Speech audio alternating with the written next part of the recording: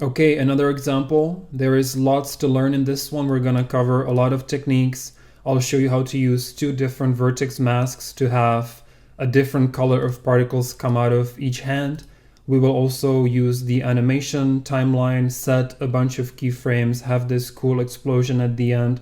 Lots to learn. Definitely stick around for this whole video, and let's jump right into it.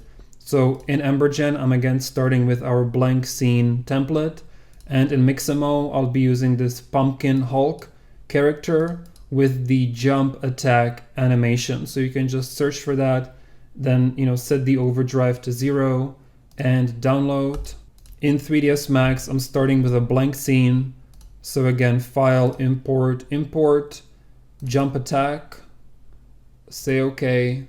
So I'll just go to a frame where his hands are spread out so they're easy to paint. Modifier list, Vertex paint, turn off the textures and show vertex color display. I want to paint his whole body blue first. So I'll just set the red to 0 and blue to 255. Say okay, click the bucket to make him blue all around. And now I want to set this color to be red 255, meaning green and blue are 0.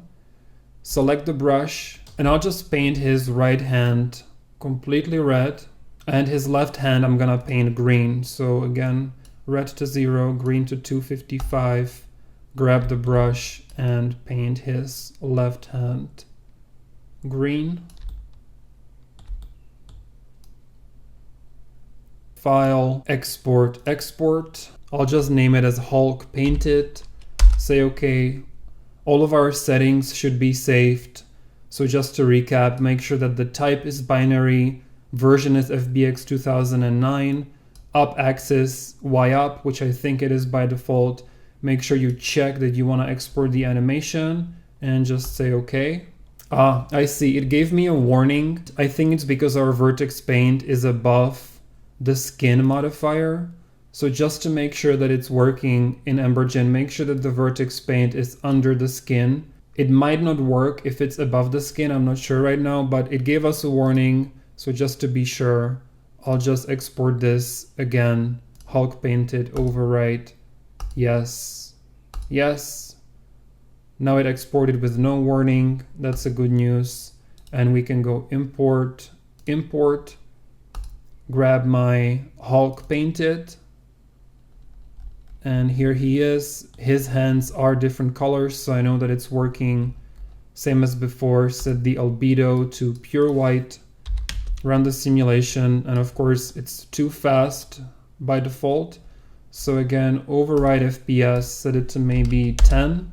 I'll make him all a bit bigger, so scale 150%, and let's decrease the size of our grid as we always do. So simulation size, I'll just say maybe 70, let's just do 100 on the Z, and he's jumping forward on the Y-axis, so the X-axis can just be 100, apply a new resolution, so it can maybe just be 75 on the Z, and I'll do 150 on the X because we are gonna add that explosion in the end. So let's just pause the simulation while we work on this. So we need to go into the masks. And we need one mask for one hand and one mask for another hand. So for mask 1, we can just select the body, and that's gonna be our vertex color red, which is the right hand. So mask 1, drag out a particle emitter, and let's hit F2 and rename this right hand and connect it to our simulation emitter, reset, and it's already working beautifully. We have particles coming just out of his right hand. And then go back into the import, mask 2, again, Hulk body, and we just want the green mask. So mask 2 is our left hand. So again, drag out a emitter particles, F2, rename this left hand and connect that to our simulation node. Again, you can select everything and do Alt-A to align everything nicely. And just maybe spread it out a little bit so it's easier to navigate. And here we go.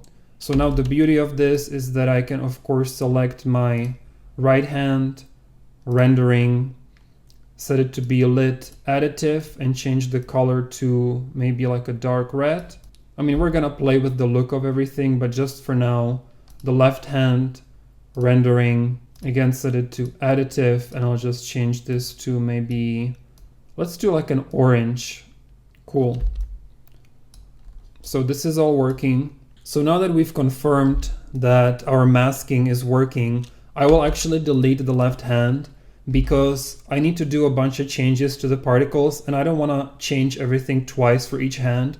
So we'll just make the particles look good on one hand, and once we're happy with it, we'll just copy them, connect it to mask 2 and change the color. Easy breezy. So first thing that I want to do is I want the particles to start emitting gradually. Right now, right when the animation starts, they are emitting at 100% emission rate, and I just want it to start gradually as he's getting ready to jump. So I just go into my emission. We can just enable keyframes for the emission rate, and let's just see where we want this to start happening. So I think around frame 160, I want it to be at full emission. So I can just hold shift, click, and then I want to go to frame 0 and set the emission rate to 0. So now it will gradually build up to that full emission of particles. Maybe extend this to frame 200. As always, I would like the particles to start small and die small. So under shape, set this to cosine, click, click, drag this down, and drag the first one down. Also want them to be a bit smaller overall, so maybe just set this to 50%. I wouldn't mind them staying alive longer, so life, let's extend this to maybe around 7 and 5 seconds. Well, actually now there's a bit too big of a gap because it takes them too long to get big. So under shape, I'll just drag this point very close to the beginning so that now they should get big very close to the hand. Nice, so we've closed that gap over here. Probably still wouldn't mind them staying alive even longer. So life, let's just extend this to 10 seconds and 8 seconds minimum, because I love when the particles are just falling on the ground and staying behind for a while before they die. I'd say let's change the color to just like a nice orange color instead of this red. So I'd say I'm pretty happy with these particles, but I want them to be advected by some smoke just to add some more interest to this. So I want to use both hands to emit some smoke and maybe a little bit of flames. So I need both mask 1 and 2.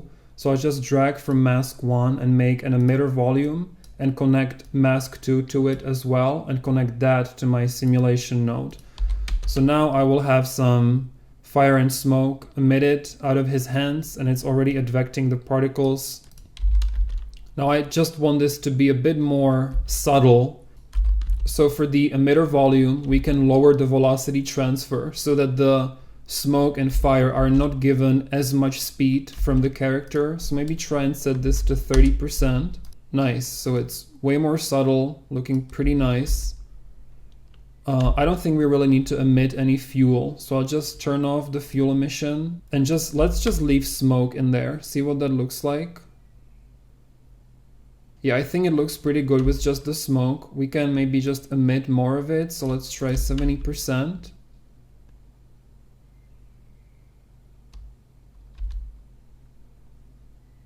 Not bad, and I will just set the smoke color to be a nice orange. So shading, smoke, I'll just set it to a single color and make it just like a nice orange for the smoke. I will maybe increase the smoke density minimum limit to cut off some of these very low opacity, low density smoke. And we can go under simulation, combustion, and increase the smoke dissipation to maybe 60% so it disappears faster.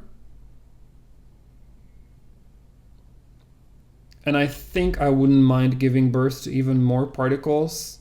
So let's go to right hand emission. And I just want to make sure that when it's on this keyframe, so I just hit the arrow to make sure that I'm exactly on the keyframe, and I'll set it to maybe 220,000. And I also don't want the smoke to be emitting right away. I want it to show up gradually. So emitter volume, emission, smoke rate, we can just enable the keyframes for that. I will go to frame 200, make a keyframe, and then go to frame 0 and set the smoke emission to 0. So reset, and it just gradually builds up to that full amount. And then when he hits the ground, so again I'm hitting Control and scroll to zoom out on the timeline and Shift and scroll to move on it. So when he hits the ground, it ends right here.